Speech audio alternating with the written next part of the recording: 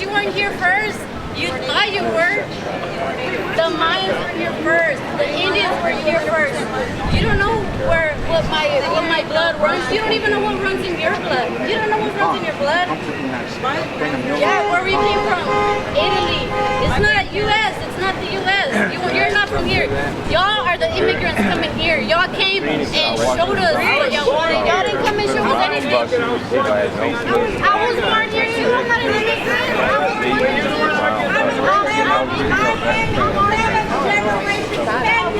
Okay, go back to Spain. Why don't you go back? You go back where I was born here. I was born here too. I was here. So what is your damn problem? I know. They don't know. You don't even know where you came from. I come from Spain, lady. Okay, I'm the 11th generation.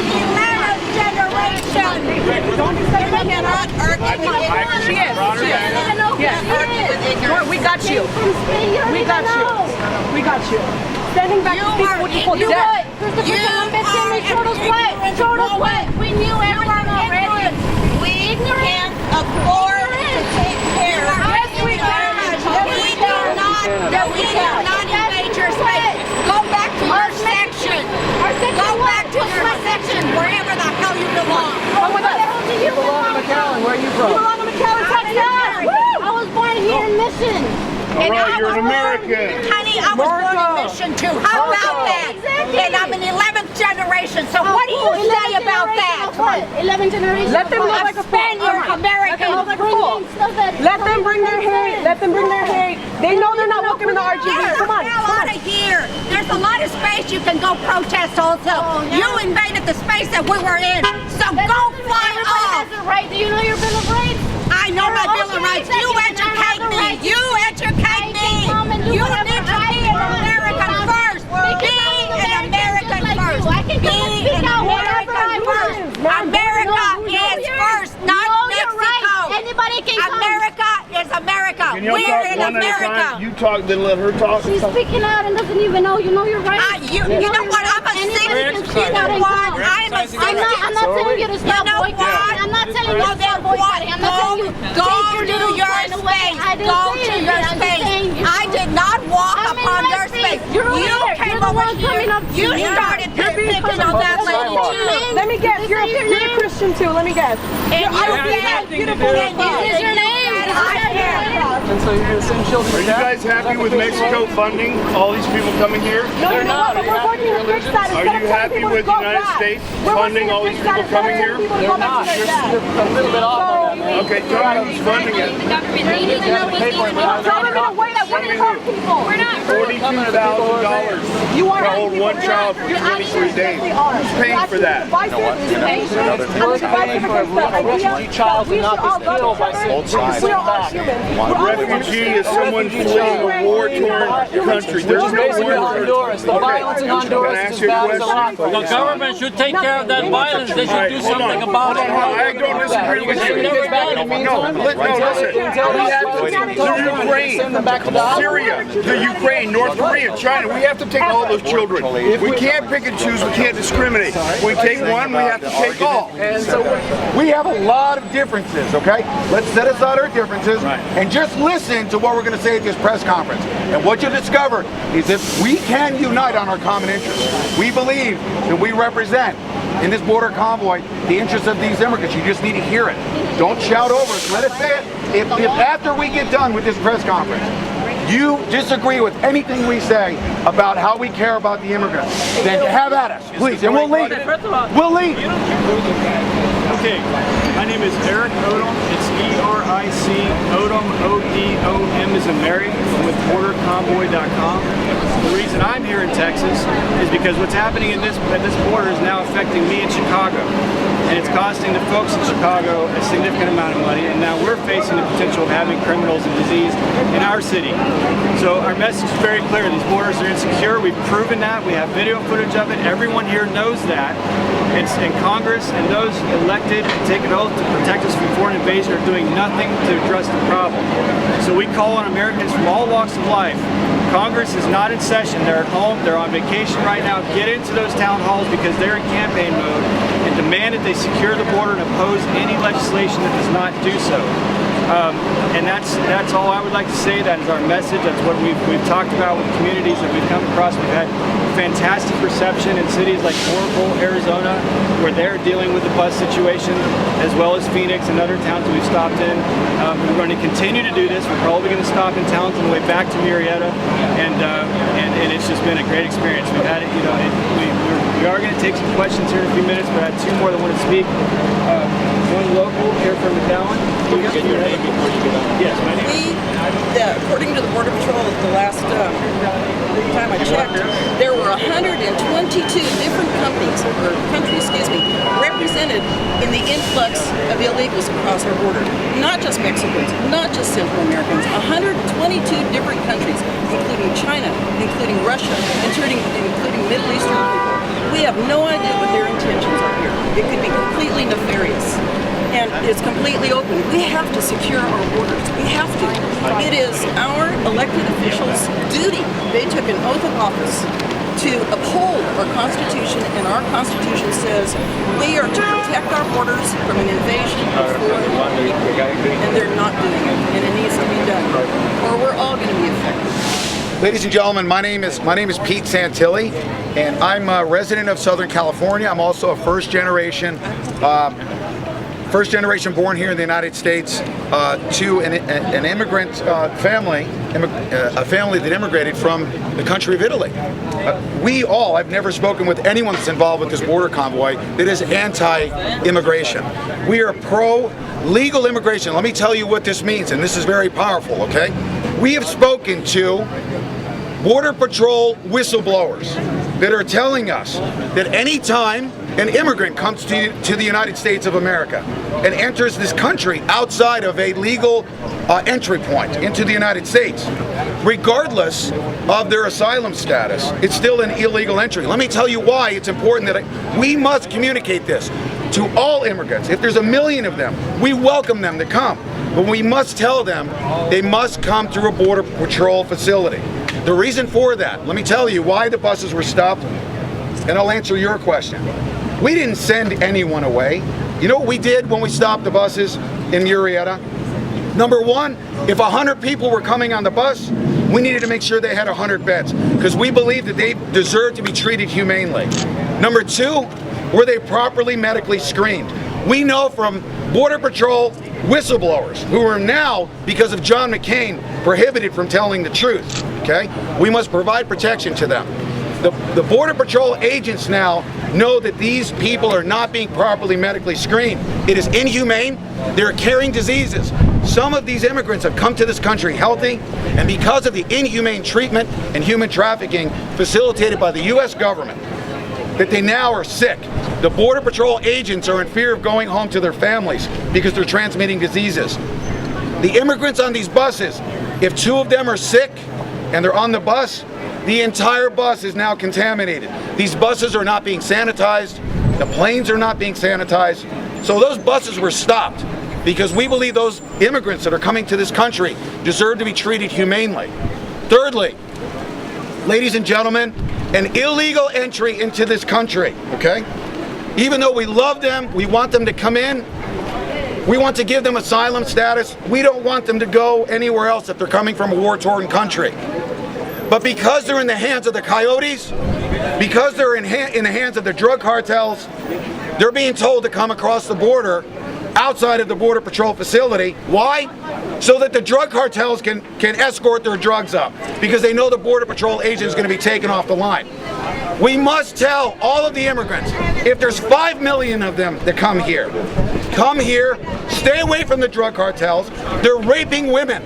I spoke to the Guatemalan refugees. They're being mistreated. They're being treated inhumanely. And they're being told that the proper way to come into the United States is outside of a Border Patrol facility. These are professionals. They want to help them. We are compassionate. We want to help them. We must communicate this to the immigrants. We want to welcome them. We're not sending anyone away. We are stopping the chain of human trafficking, and it's stopped in Murrieta. We encourage everyone, if you ever see a bus with immigrants on those buses, you stop those buses and you demand the following: that there's enough room for them, that they're being treated humanely, that they're properly medically treated. There are diseases being spread. Border Patrol agents are contracting tuberculosis and scabies. And they're being told to keep their mouths shut about it. And lastly, the criminal element right now is controlling our borders. They're exploiting these women, these families. They're exploiting them for the purposes of trafficking drugs. Here at the Mexico border, tens of billions of dollars in drug trafficking. It's very lucrative. They're exploiting these immigrants that are leaving a war-torn nation. You as the media have an obligation to communicate this to these immigrants that we're very, very compassionate about. You must tell them what they need to do. How long are you going to be here, sir? How long? And where? We're going to continue on. We're here to communicate this message. We hope that this local community, the reason why we're going into communities is not to tell them what to do, but to encourage them to stop these buses, because it is a human trafficking network that is inhumane. They want us arguing on both sides. What we must do, even if we have differences, is we must unite. Is there anybody here that does not want to join us in stopping these buses and making sure that these people are treated humanely? Is there anyone here? Nobody that even opposes us would say no to that. They do not want us to unite on those common interests. We're here to encourage people in your local community to stop those buses and demand that those immigrants be treated humanely. We are not anti-immigrant. We are anti-illegal immigrant. Why? Because when they come in here illegally, they're in the hands of the drug cartels. That's why. That's an illegal entry. We must stop it immediately. Any other questions? Lastly, where is your next stop? Where are you going? Next stop is going to be, ladies and gentlemen, I'm understanding that a group of patriots, okay, in the local community are going to be shutting down the Brownsville Bridge, shutting down commerce and bringing attention to that. We're going to support that. If there's anyone here that wants to stop buses, we will support that effort. We can wait here overnight with you. We must encourage the local community to take charge of their community. Stop these buses and we will help you. So we're going to help in Brownsville. We're going to help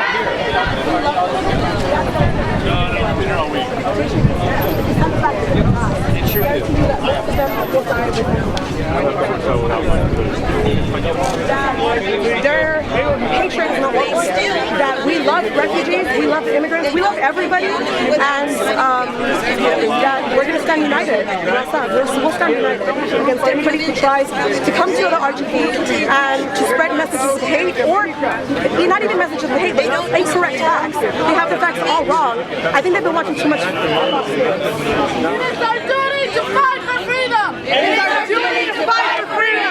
It is our duty to win. It is our duty to win. We must love each other and protect each other. We must love each other and protect each other. We have nothing to lose but our chains. We have nothing to lose but our chains. It is our duty to fight for freedom. It is our duty to fight for freedom. It is our duty to win. It is our duty to win. We must love each other and protect each other. We must love each other and protect each other. We have nothing to lose but our chains. We have nothing to lose but our chains. It is our duty to fight for freedom. It is our duty to fight for freedom. It is our duty to win. It is our duty to win. We must love each other and protect each other. We must love each other and protect each other. We have nothing to lose but our chains. We have nothing to lose but our chains. It is our duty to fight for freedom. It is our duty to fight for freedom. It is our duty to win. It is our duty to win. We must love each other and protect each other. We must love each other and protect each other. We have nothing to lose but our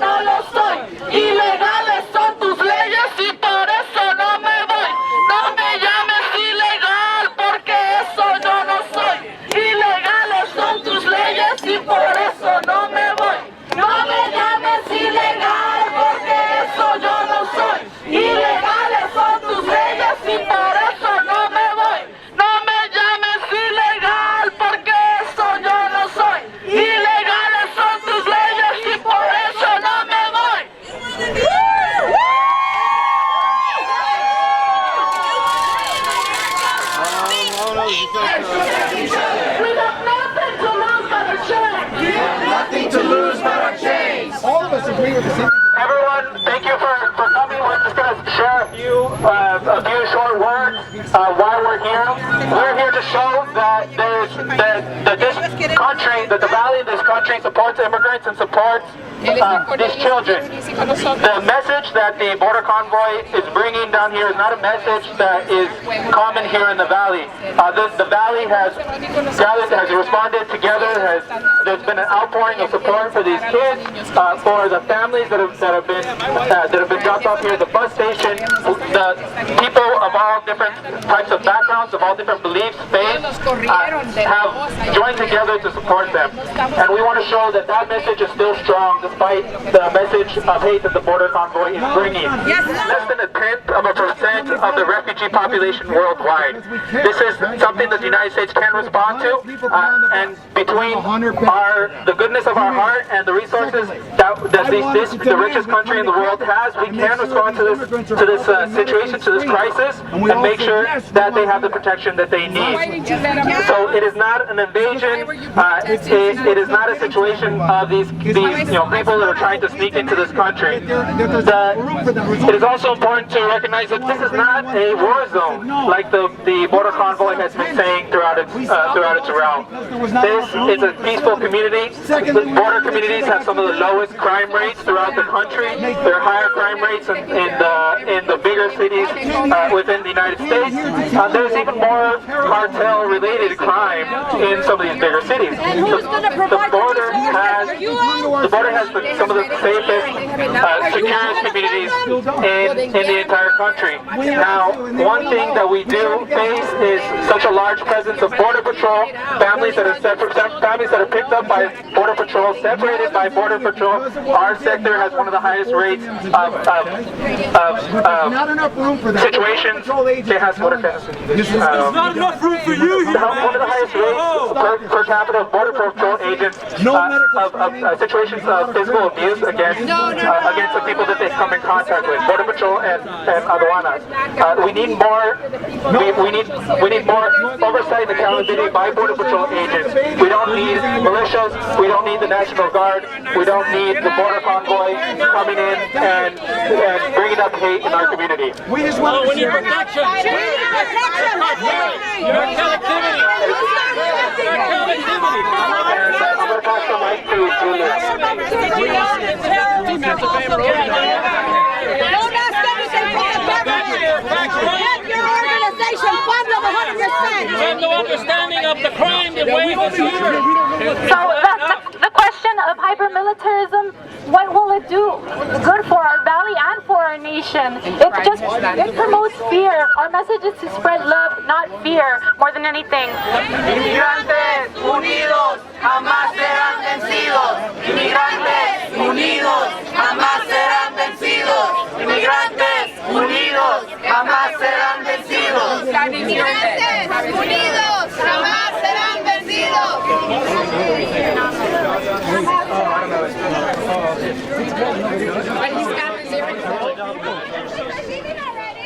What do you